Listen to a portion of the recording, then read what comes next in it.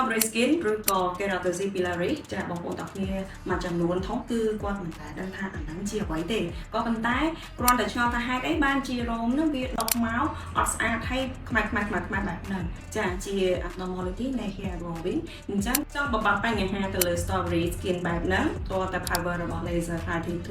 បានអាចចូលទៅដោះស្រាយទៅធ្វើឲ្យរោមដែលដុះមកខុសប្រក្រតីឡើងប្រែមកជាធម្មតាឡើងវិញហើយការដែលស្ទះគល់រោមបែបហ្នឹងគឺមិនធ្វើឲ្យរោមហ្នឹងដុះមកប្រក្រតីទេអញ្ចឹងហើយបានជាយកស្ទីបទៅគឺ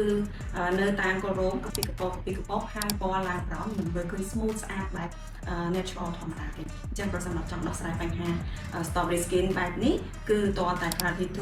Luteronate នៅ Dr. Book ទៅបានជួយបានហើយក្នុងការដែលព្យាបាល strawberry skin បែបនេះគឺត្រូវការរយៈពេល2សប្តាហ៍ធ្វើ laser treatment ម្ដង2សប្តាហ៍ធ្វើ treatment ម្ដងហើយរយៈពេល5ទៅ6ដងអ្នកទាំងអស់គ្នានឹងទទួលបានសុខភាពស្បែកហ្នឹង smooth ហើយប្រែពណ៌ដែលកាពីកពកខ្មៅៗហ្នឹងអាចប្រែមកជា normal skin